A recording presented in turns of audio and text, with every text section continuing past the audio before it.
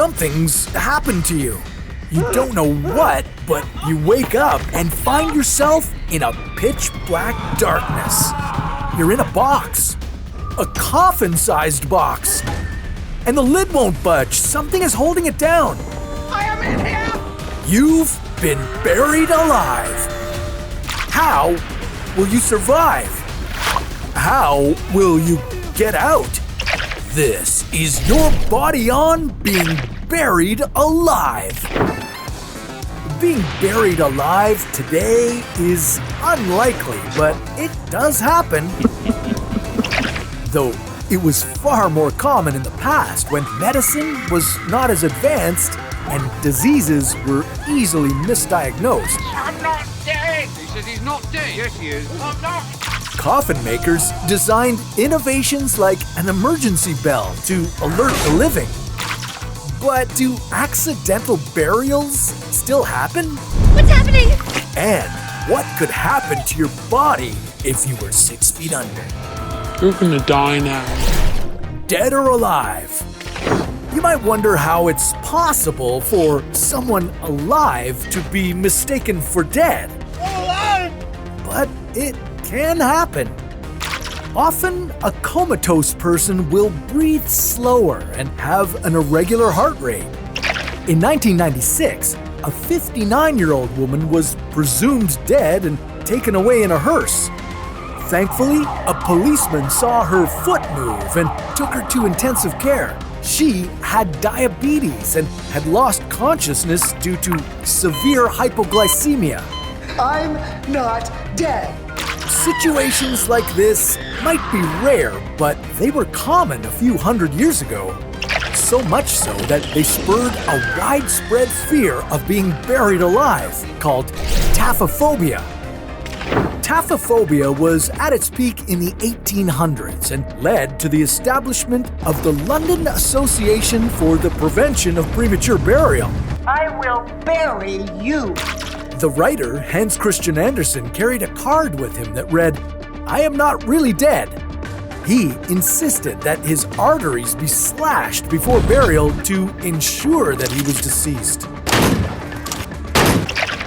During the 1800s, there was no way to tell the difference between a coma and death. So the dead just don't want to die today? Someone suffering from catalepsy could also be mistaken for being dead. This condition would make the body go rigid and unresponsive. Preventions. These concerns led to the creation of safety coffins with ventilation systems and speaking tubes. Some had bells and flags that could be triggered from inside the coffin. I would clearly be buried with my phone. A person might have their nipples pinched or be poked with needles to confirm they were dead before burial. What the f***? Other tests included slicing a person's feet, burning them with a red-hot poker, or giving them a smoke enema. I'm not even sure how that last one would prove they weren't dead. I would rather bleed out. These concerns led to the creation of the mortuary in 1785. After all, the best way to determine someone is dead is to wait for them to rot. Time to die. Buried alive. If you are buried alive in a coffin, you have about 5 hours to live. Let me out! So you'll have to save your oxygen. That means no yelling. Panicking will only cause you to hyperventilate. Slow your breathing and don't light any matches or lighters. That will deplete your oxygen. If the coffin isn't too strong, you might be able to kick a hole in it. Dirt will rush in, so don't break the coffin above your head or you might get a mouthful. Push the dirt to the sides and continue breathing slowly. You still need to save oxygen. Sit up slowly and push the dirt under you. Once you can reach out of the broken coffin, you can start digging to the surface. If you're in a metal coffin, you won't be able to break through the top, but you can tap on it with a ring or belt buckle. Hopefully someone will hear it. Once your air runs out, you will lose consciousness. Eventually, you will suffocate and die. I can't wait to die. Now, if you're buried without a coffin, you won't have to break through, but you'll have even less air to breathe.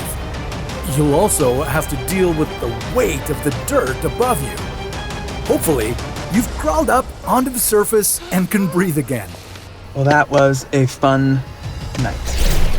Now, let's find out what will happen when you spend 24 hours underwater.